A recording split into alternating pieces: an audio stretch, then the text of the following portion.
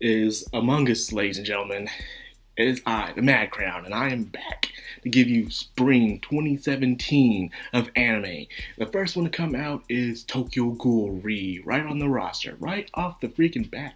Now, before I get into this, if you guys are subscribed to the channel and you haven't, please hit the subscribe button, and now also please hit the notification button, which is the bell right next to the subscribe button, because even though I said I was okay with no monetization on my videos, however, people can't see my videos now because they didn't click the bell all of a sudden. So thanks again, YouTube, for screwing everybody over every single time. Well, anyways, that was like that little stress statement. It's time to talk about Tokyo Ghoul. As we all know, it's a continuation of Tokyo Ghoul Route A, the so-called sequel to the original Tokyo Ghoul. Now, before I get into the actual story of Tokyo Ghoul, the anime let's talk about Season 1. Season 1, Tokyo Ghoul, in a way, it did a pretty good adaptation to the manga. The first arcs of the manga, it did a pretty good adaptation. It did skip over some things, but it wasn't that bad. Season 2, Route A. It was pretty much a, hey, let's just not even do the second half of Tokyo Ghoul the manga. Let's just make up our own story along the way. Why did it? I don't know why they do that. I don't know why. So anyways, besides that, now we're finally here. Season 3, everybody. And it's Re. And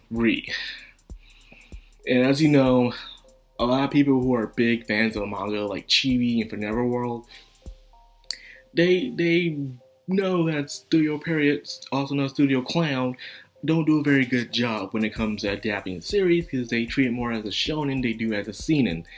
And that's really, you shouldn't do that. I believe if this was animated by somebody else, like JT Staff or probably even Studio Bones, would have done a better job. But let's see how it fares off in comparison now. We are given the new, once again, on the CCG side again. Right after Route A, as we have to see the side of CCG, the dubs from Route A, now we're seeing them again in Re. This time, Sasaki is back. Kaneki is back, but his name is Sasaki Highs. He is a completely different person and with a new hairstyle. He still has white hair, but it's a little black on it, which is weird. He has no memories of who he is, or does he? So he is pretty much a first-class investigator on the CCG. He works under Mondo, and which is very hilariously ironic after him and his group kind of way have the reason why Amon and her father are dead. If you haven't read the manga, you need to go do that right now. But yes, it's very ironic that Mondo is looking after the same person that kind of caused her life to be kind of miserable and lonely. That's just messed up. The question is does she know about it? That's the real question. Who knows? Anyways, Sasaki Highs is in charge of his own squad, a very unique squad. The first time ever a new generation of ghouls, of CCG members have come along. They're kind of like ghouls, but they're not. So they're rejected by human society and ghoul society at the same time, and they're called the Quinks. The Quinks are pretty much humans that go under experiments that have RC cells put inside of them in order to have powers of ghouls. And now they're trying to become the reach of Arima, which is the strongest and most best CCG member ever. He is under the case of Zero Squadron. He is unbeatable to any means necessary. No one can beat this guy. So they came up with experiments to find someone who can finally surpass him. And the only way to do that, I guess, is by becoming part ghoul. So now we have the setup. It seems like everyone is searching for a creature, a ghoul named Torso. And I love to see the horror aspects in this that this story is given off. Torso is a very sick kind of ghoul. Apparently this guy gets his way around town by being a taxi driver and by kidnapping certain victims and cutting off their limbs, meaning their legs and arms, and taking away nothing but their torso and head. Everything else stays behind, but he takes away only torso and head. My goodness, this is like something you see on Law and Order or something, you know? Some crazy serial killer who does things in weird ways, taking away innocent victims. And I don't want to meet this guy ever on the streets. So you get to see, this episode is mainly devoted in the setting up of the world that Tokyo Ghoul Re is in now. We get to see the characters, we get to see the situation, we get to see how the world is now compared to what it was in the previous seasons. but seeing it through the eyes of Sasaki's underlings. Well, pretty much his men, his comrades. These guys seem to be living together in a very nice looking apartment. They try to eat together like a family, but it's kind of disoriented, by the way. And that saying is mainly with Ure, who is pretty much the captain of the team. But however, he's not a very good captain.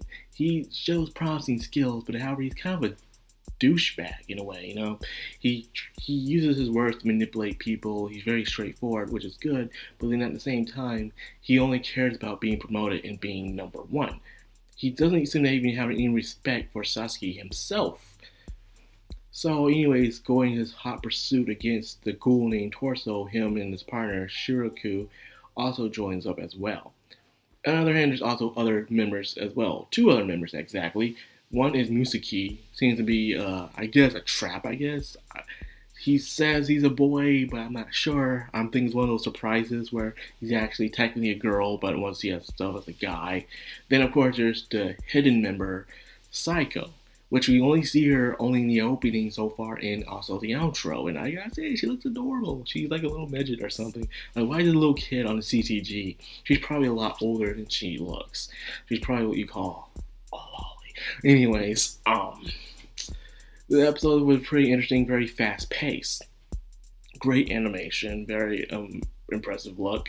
Everyone's out looking for Torso, while on the other hand, a little mysterious camera girl, a reporter, is looking for information for Sasuke. The only reason why Ure got information about Torso in the first place is because this little reporter girl, who actually is 24, who looks like she belongs in middle school.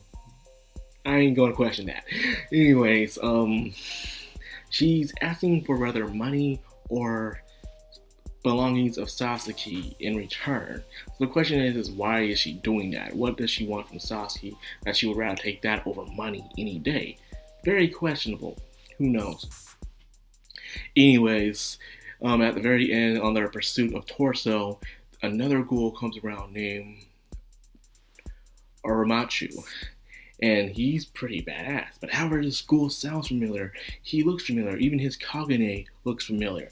Technically, this guy is probably someone we knew from the past. Who knows? I'm not saying. I have some guesses. And of course, I know. I read the manga, but I'm trying to support those anime originals only. It looks very interesting. And at the last end scene, we see Sasuke fighting, but he's on his wit's end until out of nowhere, we see a little Kaneki in the background whispering to him, telling him to let him out. So just like that, we already know that Sasuke is Kaneki, but a different personification of him. And that was pretty much the episode. It was great. It was very fast forward. Now, let's talk about comparing to the manga. Then a lot of people feared this, and a lot of people aren't surprised by this. But apparently, yes, they butchered a lot. They butchered the holy hell out of this story. My goodness. They were jumping from one place to another. They were jumping chapters in the teens already. In the teens, they were jumping. We weren't supposed to find out that Sasuke is Kaneki until later chapters. They're not supposed to meet Torso until later chapters. They are really jumping far. I think they're trying to make it all the way towards the end. I don't know what they're playing this studio period, but they really butchered the crap out of the story, man. See, in the manga, you got to enjoy the thrill. You got to enjoy the mystery, the symbolisms, the tarot cards that were hidden in place.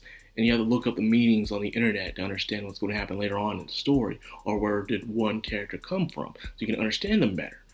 That was the beauty of the manga. So much mystery, so many puzzles to solve, and the action was just there just to be action. But other than that, you were really there for the characters in the story.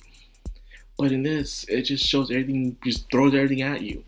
Like, hey, we don't have time for this, we gotta go, go, go, go. So let's just throw it all at you, and so you can enjoy it, and I hope you do. But at the end of the day, everyone's gonna complain about it. Those who are manga fans, like myself and Chibi, and probably don't know, I watch Chibi reviews when he does Tokyo Ghoul religiously. I mean, every time a guy makes a video about Tokyo Ghoul, I'm always there to watch it every single time, man. Like, it may be over 20 minutes, but I'm okay with that, because I love how he researches the stuff. You know, I don't have time to do that. Anyways, I was disappointed in a way. Mixed feelings. For an anime original perspective, I could say this is pretty good. I guess anime people don't want to see the mystery or suspense. They just want to be given the anime and the story and just go on with their lives if they have other things to do. But as a reader, in a way, this is an adaptation, and the question is how well does it adapt? In my way, it jumped everywhere. And that's not a good thing. So if this first episode was all over the place, imagine the remaining 11. Oh boy, oh boy. We got some weeks ahead of us, man. We got 11 more weeks of butchering something that we cherish so much. And I can't wait to see it. Sarcasm at its best, ladies and gentlemen. Now, with the remaining, what I would like to talk about is my video. I did post a video last time about me talking about what I'm going to do for spring 2018 and other stuff and news. And the video didn't get barely any views, no views at all, to be honest. And it's because I talked to some people who subscribed to me and they didn't know it. I uploaded a video. Because YouTube, as I said in the beginning of the video, screwed me over. You know, I understand YouTube doing the monetization thing. Okay, fine. But then they brought the bell icon. It's like, what's the point of that? Aren't you subscribed to the channel to get the views, to get the videos? Isn't that the point of subscribing to a channel? Like, I don't want no one telling me what should I watch, is what I'm trying to say here. If I subscribe to a YouTube channel, meaning I want to watch their content.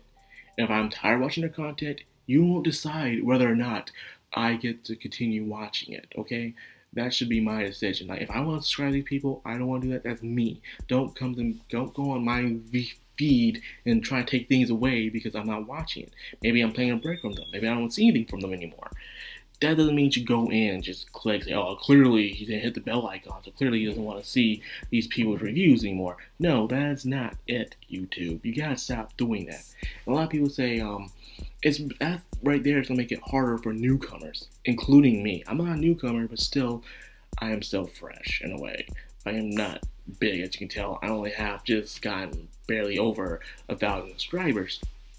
But because of that, I still get little views, because there are people who have like 17 million, and they only get like 3 million views per video. So meaning not everyone's clicking that bell icon, which really sucks. So the thing is, it's never been about the money for me, but it's been about people just watching my videos and just me having their opinions on it and stuff like that. So the bad thing about this is how unfairly they're doing this now. It's like, if you're a newcomer or a small guy like me, it's going to be really hard for you to even grow anymore. And here's why. Okay, say you start your channel up, you do good content, but however, how are people going to see your video? If you don't have that recognition or people subscribing to you, and that's just how it goes by clicking the bell icon, who's going to watch your video if no one knows you even exist? And the only way to do it is to spam your video, which a lot of people complain about people spamming their videos, so you can't do that neither. So the question is, what do you do? And that's just how it's always been now lately. It's been really hard for people to rise up on YouTube now, thanks to these new strict rules now. So I guess YouTube don't want really any more newcomers, really. They don't want, they can come on the platform for sure, but I don't think they want any more big people right now. I think they're trying to find a new way to bring on new kind of YouTubers. As you can clearly see, I see some YouTubers have been here for years, and they're being done so wrong because the new system is and everything else. It's like, that's not right. So all I'm saying is, if you see this video, please click the bell right next to the subscription button so you can get more of my feed. I did have some people who are subscribers to me saying they didn't know I uploaded a video last time. They said I uploaded a long time, but I uploaded here and there, but still they didn't know that because YouTube didn't tell them. Or at least, if I go under my subscription feed, I want to see the things I subscribe to there. I don't care how cluttered it is. If I want to get rid of that channel, I would do it on my own by unsubscribing to them, and they shouldn't have any say or do in it at all.